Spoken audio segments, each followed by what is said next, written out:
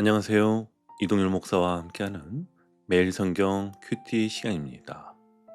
오늘 우리가 함께 나눌 본문은 시편 149편 1절로 9절 말씀입니다. 오늘 본문인 시편 149편은요.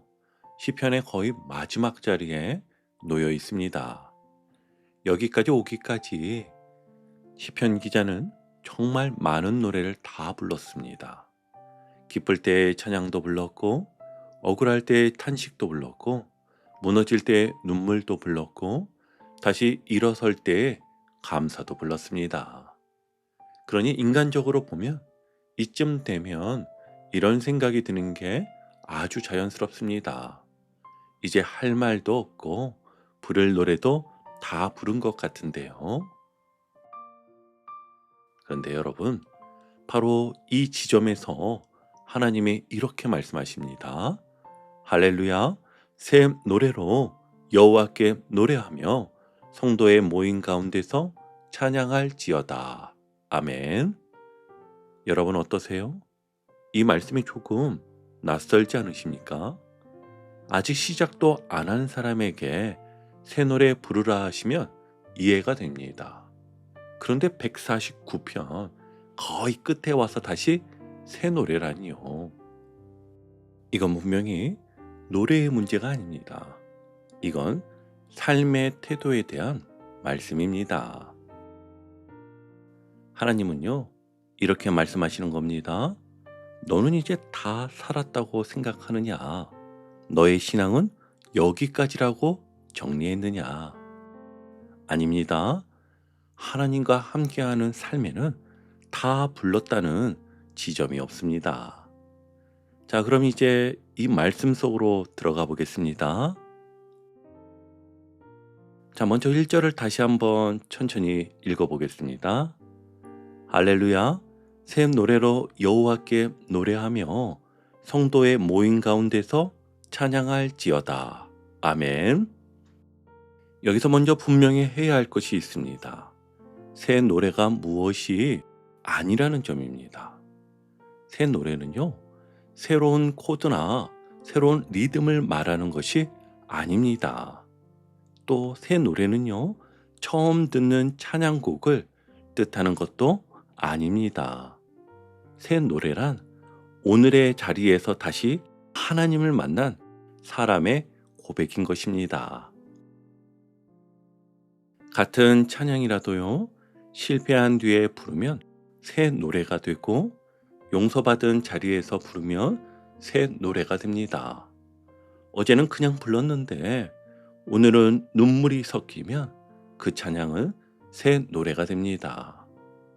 여러분, 이 말씀이 우리 삶에서는 이렇게 들립니다. 어제의 은혜로 오늘을 대충 살지 말아라. 과거의 간증만으로 오늘의 신앙을 대신하지 말아라. 그리고 하나님은 이 새 노래를 어디에서 부르라고 하시죠? 성도의 모임 가운데서. 이 부분이 참 중요합니다. 왜냐하면 우리는 보통 이렇게 생각하거든요. 신앙은 나와 하나님 사이의 문제다. 내 마음만 괜찮으면 된다. 그런데 성경은 분명히 말합니다. 새 노래는 혼자서 완성되지 않는다. 공동체 안에서 살아나는 노래이다. 이걸 현대적인 삶으로 풀어보면 이렇습니다. 회사에서 내일도 잘 안 풀리는데 옆자리 동료가 무너져 있는 걸 보면서 마음이 더 무거워져서 기도가 나올 때가 있잖아요. 그래서 서로 말을 건네고 함께 버텨주고 잠깐이라도 같이 기도하게 될 때 이런 고백이 나오지 않습니까? 그래도 하나님은 이 자리에서 여전히 일하고 계시는구나. 또 가정에서 내 마음은 지쳐 있는데 가족 한 사람의 작은 회복을 보며 다시 하나님을 신뢰하게 될 때, 교회에서는 내 신앙은 메말라 있는데 누군가의 눈물의 기도를 들으며 다시 가슴이 뜨거워질 때, 바로 그 순간 내 안에서 새 노래가 시작이 됩니다. 이건 이런 고백입니다. 아, 하나님은 아직도 끝내지 않으셨구나. 내 인생 이야기는 아직 진행 중이구나. 여러분, 혹시 요즘 이런 마음 아니십니까? 이제 신앙도 익숙해졌고 이쯤이면 알 건 다 알지. 더 이상 설렐 것도 없네. 바로 그 자리에서 하나님이 오늘 이 말씀을 주시는 겁니다. 그래서 지금 다시 새 노래를 부르라. 여러분, 아멘이시죠? 자, 그럼 이 말씀을 오늘 우리의 삶에 이렇게 가져와 보겠습니다. 먼저는 오늘 하루를 어제의 반복으로 살지 마십시오. 아침에 이렇게 한 문장만 고백해 보세요. 주님, 오늘 제 삶에서 다시 주님을 만나게 해주세요. 그리고 두 번째는 찬양을 틀어놓는 소리로 끝내지 마십시오. 찬양 한 곡을 들으면서 이 질문을 붙여보세요. 이 찬양이 오늘 내 삶에 어떤 장면과 닿아 있을까? 그리고 세 번째는 공동체 안에서 하나님의 일하심을 찾아보십시오. 내 삶이 아니라 우리의 삶을 보십시오. 교회 안에서, 가정 안에서 함께 예배드리는 사람들 안에서 하나님이 여전히 일하고 계심을 발견하는 순간 여러분의 입에서 이런 고백이 나올 겁니다. 아, 이 말씀이 바로 지금 내 삶을 말하는 거였구나. 그 고백이요, 바로 새 노래의 시작입니다. 여러분, 오늘도 하나님은 우리 인생에 아직 부르지 않은 노래가 남아있다고 말씀하십니다. 오늘 그 노래를 다시 시작해 보시길 바랍니다.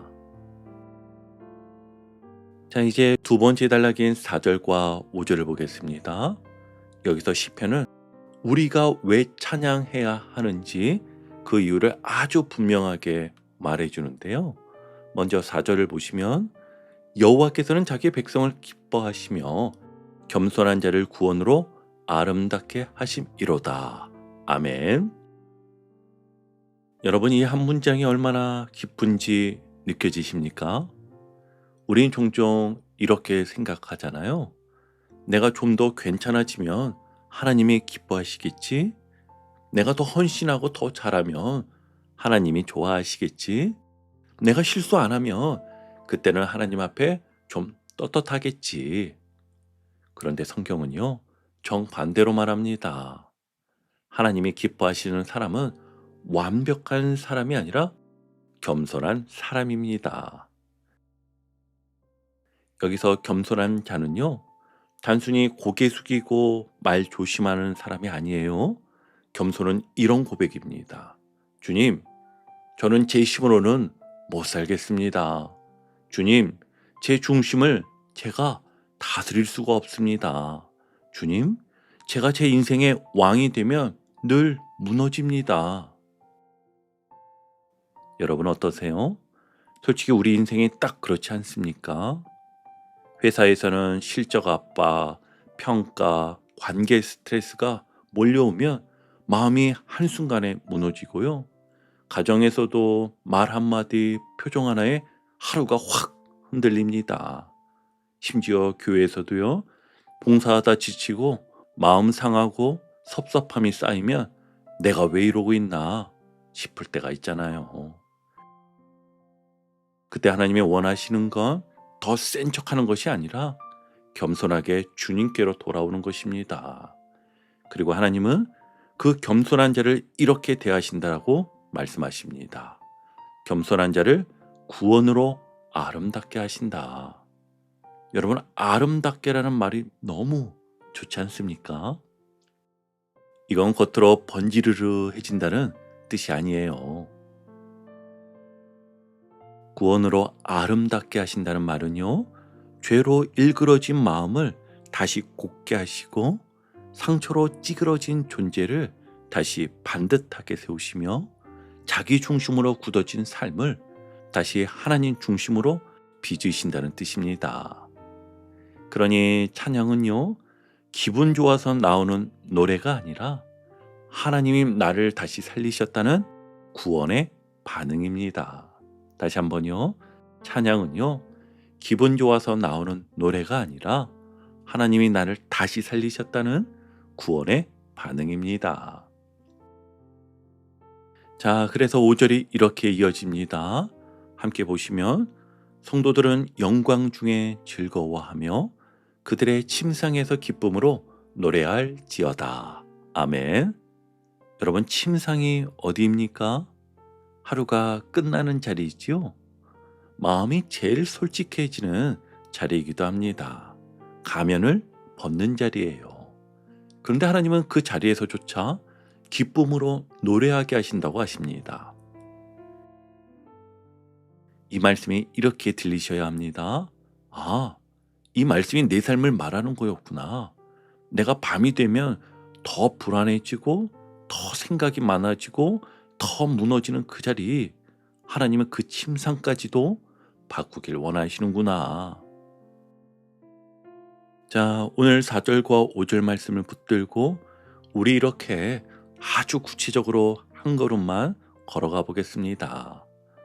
첫 번째는요, 오늘 겸손한 문장 하나를 입에 붙이십시오. 하루 중 마음이 올라올 때마다 이 문장을 조용히 고백해 보세요. 주님, 제가 제 힘으로 살려 있습니다. 주님, 다시 주님께로 돌아갑니다. 그리고 두 번째는 침상에서 하루를 정리하는 방식을 바꿔보십시오. 침대에 누우면 자동으로 이런 생각이 떠오르잖아요. 오늘도 망했네. 왜 나는 늘 이 모양이지? 내일도 별 수 없겠지. 그때 10초만 멈추고 이렇게 고백해 보세요. 여호와께서는 자기의 백성을 기뻐하시며 겸손한 자를 구원으로 아름답게 하심이로다. 아멘. 여러분, 이 고백이 들어가면은요, 침상이 불안의 자리에서 기도의 자리로 바뀌게 됩니다. 그리고 세 번째는요, 관계에서 내가 이겨야 한다는 생각을 내려놓아 보십시오. 가정에서든 교회에서든 회사에서든 내가 이겨야 마음이 편하다는 생각이 있잖아요. 그런데 오늘 말씀은요, 이렇게 말합니다. 내가 이겨서 아름다워지는 게 아니라 하나님이 구원으로 아름답게 하신다고요. 자, 이제 오늘 본문의 마지막 부분인데요. 시편 149편에 가장 독특한 장면이 나옵니다. 먼저 6절을 보면은요, 그들의 입에는 하나님에 대한 찬양이 있고 그들의 손에는 두 날 가진 칼이 있도다. 아멘. 여러분, 이 장면이 참 강렬하지요. 입에는 찬양, 손에는 칼. 여기서 오해하면 안 됩니다. 이 말씀은 사람을 공격하라는 말이 아니에요. 성경이 말하는 싸움의 본질은요, 사람이 아니라 죄와 거짓과 어둠입니다. 그리고 두 날 가진 칼은요, 성도의 감정이 아니라 하나님의 진리, 하나님의 말씀을 가리키는 이미지로 읽어야 합니다. 왜냐하면 이어지는 7절과 8절이 그 칼이 무엇을 하는지 말해주거든요. 7절과 8절 한번 볼게요. 이것으로 문나라에 보수하며 민족들을 벌하며 그들의 왕들은 사슬로 그들의 귀인은 철고랑으로 결박하고. 아멘. 여러분, 보수라는 말은요, 개인 감정을 풀라는 뜻이 아니라 하나님의 공의가 회복되는 것을 말합니다. 세상에 뒤틀린 곳을 하나님의 기준으로 바로잡는 거예요. 이걸 우리의 현실로 가져오면 아주 분명하게 이해가 되실 겁니다. 회사에서 불이한 방식이 당연한 문화처럼 굳어졌을 때 말씀이 내 안에 살아있으면 나는 조용히라도 다르게 선택합니다. 그게 싸움이에요. 가정에서 말로 상처 주고 무시하고 냉랭해지는 게 반복이 될 때 말씀이 내 안에 살아있으면 나는 한 번 더 참아내고 한 번 더 사랑하기로 선택합니다. 그것도 싸움입니다. 또 교회에서는요, 내 뜻이 꺾이면 시험 들고 마음이 다치려는 순간 주님, 제 마음을 지켜주세요 하고 분노의 칼이 아니라 진리의 칼을 붙드는 겁니다. 여러분 어떠세요? 이게 딱 우리의 삶 아닙니까? 우리는 매일 전쟁터를 삽니다. 겉으로는 조용한데 속에서는요, 자존심과 싸우고 욕망과 싸우고 비교와 싸우고 또 낙심과 싸우고 죄의 유혹과 싸웁니다. 근데 하나님은 오늘 말씀으로 말씀하십니다. 찬양은 그 싸움을 이기는 자의 언어다. 자, 오늘은 거창하게 가지 말고요.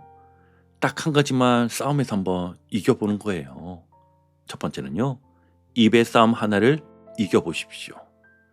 오늘 누군가에게 툭 쏘아붙이고 싶은 순간이 있잖아요. 그때 이 한 문장을 속으로 붙으세요.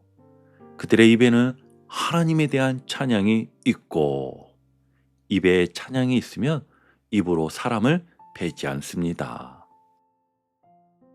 그리고 두 번째는요, 생각의 싸움 하나를 이겨보십시오. 낙심이 올라올 때, 비교가 올라올 때 생각이 나를 끌고 가게 두지 마시고 말씀 한 문장으로 끊어보세요. 여호와께서는 자기 백성을 기뻐하시며. 아멘. 그리고 마지막 세 번째는요, 선택의 싸움 하나를 이겨보십시오. 작은 정직 하나, 작은 절제 하나, 작은 친절 하나, 이를 한번 선택해 보세요. 그게 바로 말씀의 칼을 들고 싸우는 방식입니다. 여러분, 오늘 이 작은 한 걸음이 쌓이면요, 어느 날 우리 입에서 이런 고백이 나옵니다. 아, 이 말씀이 내 삶의 이런 모습을 말하는 거였구나. 나는 매일 전쟁터에 있었는데 하나님은 찬양으로 나를 무장시키고 계셨구나. 아무쪼록 바라기는요, 오늘 이 하루 새 노래로 살아가시길 주님의 이름으로 축복합니다. 아멘. 오늘도 복음의 기쁨과 확신으로 승리하는 하루 되시길 축복합니다. 함께 해주셔서 감사합니다. 내일 큐티 시간에 다시 뵙겠습니다.